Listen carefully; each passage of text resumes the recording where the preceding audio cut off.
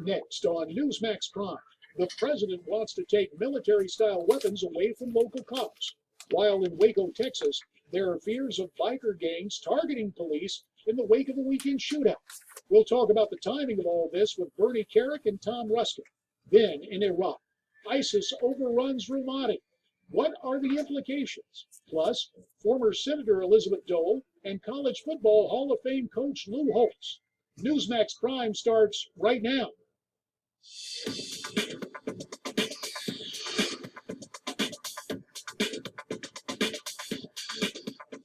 Good evening and welcome to the Monday edition of Newsmax Prime.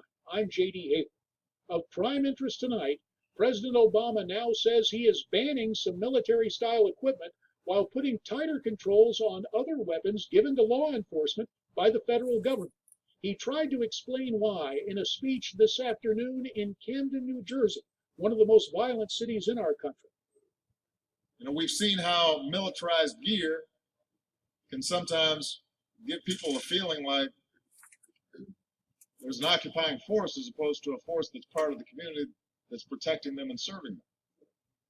Can alienate and intimidate local residents and send the wrong message.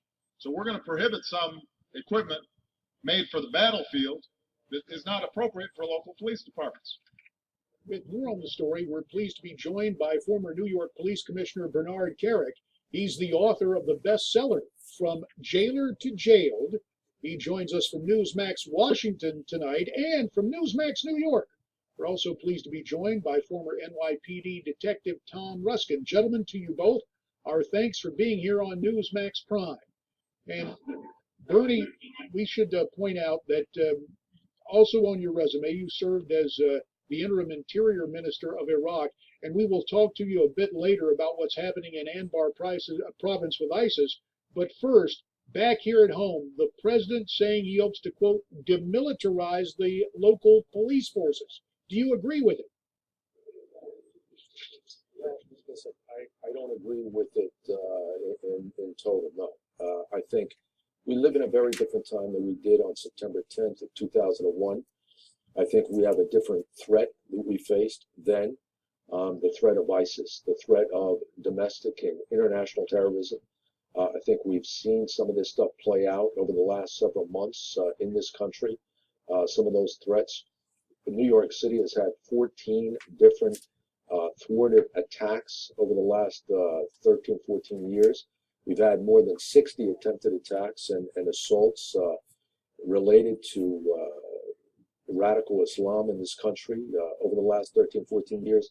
And I think it's only going to get worse. So our police departments, they have to be prepared for those threats. And some of that may include the use of special weapons, armor, and other things that I think the White House is now saying they're going to remove from the police departments or limit their ability to have access to this equipment. We'll bring in Tom Ruskin for his comments in just a second. First, let's take a list at some of those things that are going to be taken away.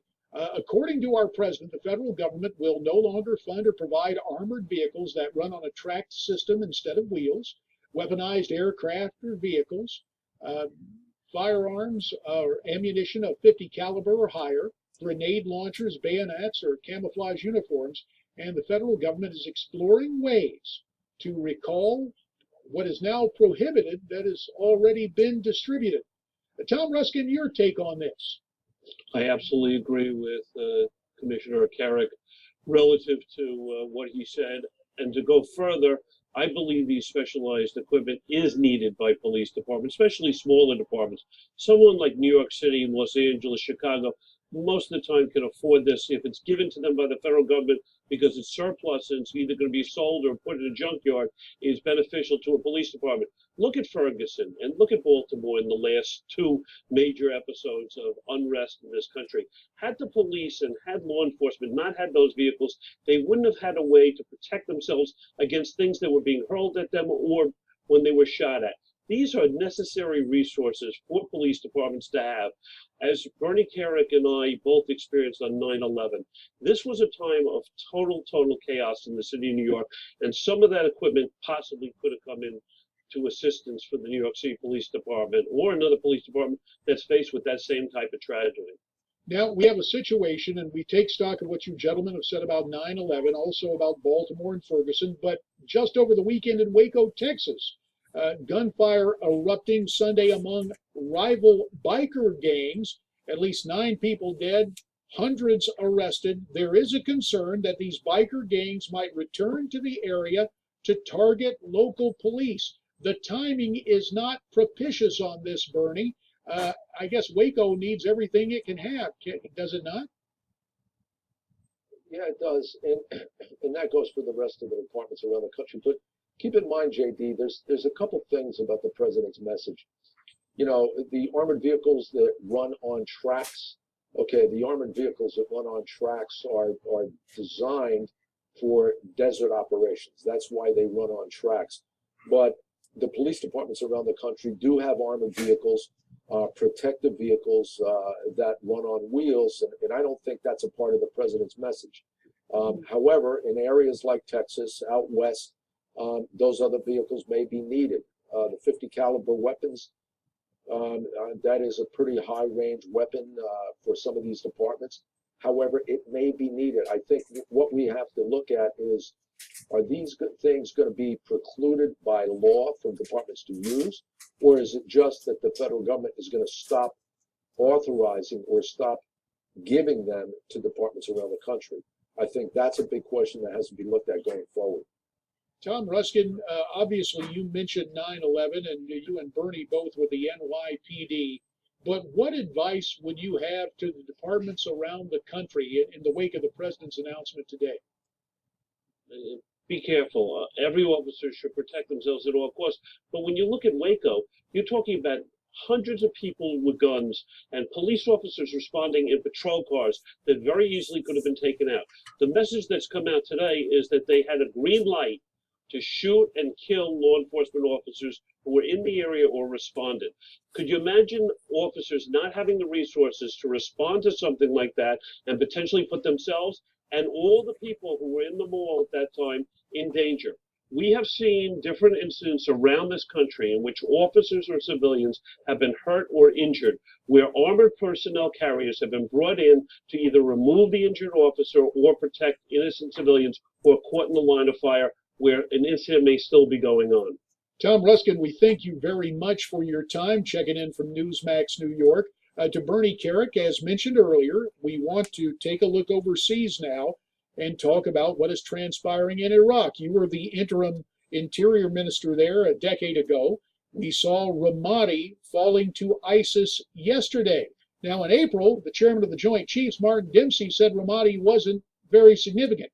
But this morning on MSNBC's Morning Joe, Arizona Senator John McCain had a very different view. Let's listen, then I'd like to get your response.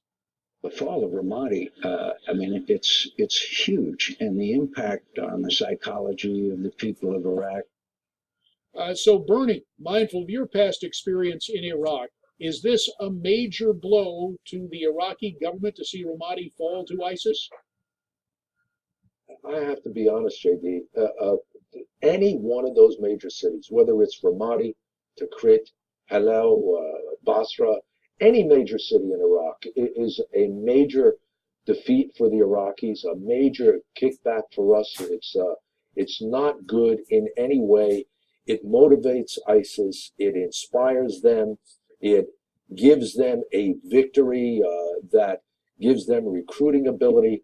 You know, the fall of Ramadi or any city like that is terrible. Before we let you go, less than a minute, Abu Sayyaf was killed, the ISIS coordinator of the oil fields in Syria. He was taken out. Would it have been better to capture him alive? 30 seconds, sir. Well, listen, it may have been better to capture him alive. You have to look at the circumstances. You have to give the special forces, the special operators in Delta Force, an enormous amount of credit for taking him out, capturing the wife, collecting the intelligence they were able to gather. They did a tremendous job, and they did so without any casualties on our side. You know, it's a win for us. It's a loss for ISIS, and there has to be more to come like that. Bernie Kerik, we thank you for your time, and Newsmax Prime will be back right after this.